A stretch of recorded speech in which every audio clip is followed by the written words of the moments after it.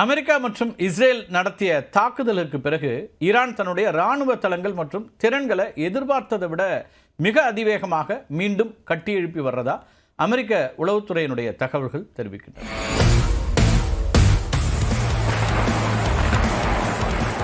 America இஸ்ரேலோட இந்த கூட்டு தாக்குதல் இருக்கு இல்லையா, இது ஈரானுடைய ஏவுகணை தளங்கள், ஏவுதளங்கள், அது மட்டும் இல்லாமல் ஆயுத உற்பத்தி நிலையங்கள் மேலே கடுமையான தாக்குதல் நடத்தி சேதமும் அதிகமாக இருந்துச்சு. ஆனாலும் கடந்த ஏப்ரல் மாதத்திலிருந்து அமலில் இருக்கக்கூடிய இந்த 6 வார கால தற்காலிக போர் நிறுத்தம் இருக்கு இல்லையா, இதை பயன்படுத்தி ஈரான் தன்னுடைய இராணுவ பலத்தை அதிவேகமாக மீட்டெடுத்து வருகிறது.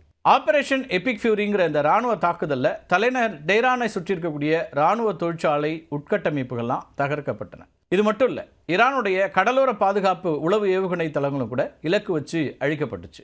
தொலைதூர பாலிஸ்டிக் ஏவுகணைகள், அது மட்டும் இல்லாமல் மொபைல் லான்ச்சர்ஸ் இருக்கு இல்லையா, இதெல்லாம் அமெரிக்காவுடைய சக்தி வாய்ந்த பதுங்குக்குழி அழிப்பு குண்டுகள் மூலமாக தாக்கப்பட்டன. ஈரானுடைய ஏவுகணை தளங்களும் ட்ரோன் தொழிற்சாலைகளும் கடுமையாக சேதமடைஞ்சதுனால அவங்க தங்களுடைய பழைய இராணுவ வலிமையை மீட்டெடுக்கிறதுக்கு பல ஆண்டுகள் ஆகும் அப்படின்னு முதல்ல அமெரிக்க உளவுத்துறை கணிச்சிருந்தாங்க. அமெரிக்க கடற்படை ஈரானிய துறைமுகங்களை முற்றுகையிட்டிருந்தாலும், சர்வதேச தடைகள் தீவிரமாக்கப்பட்டதுனாலும் ஏவுகணைகள் தயாரிப்பதற்கான உதிரி பாகங்களை அவங்க இறக்குமதி செய்ய முடியாது அப்படின்னு நினச்சாங்க. இதனால் ஆயுத உற்பத்தி முடங்கும் அப்படிங்கிறது தான் அமெரிக்காவுடைய கணக்காக இருந்துச்சு. ஆனால் அது தப்பு கணக்காக இருக்கிறதோ அப்படிங்கிறதான் உளவுத்துறையினுடைய அறிக்கையாக இருக்குது. ஈரானுடைய முக்கிய பலமாக இருக்கக்கூடியது ட்ரோன் அசம்பிளி பிரிவு. இது முற்றிலும் அழிக்கப்பட்டு விட்டதுனால மத்திய கிழக்கு பகுதியில் நிலவக்கூடிய அச்சுறுத்தல் குறைந்து விடும் அப்படின்னு முதல்ல அமெரிக்கா நினச்சாங்க.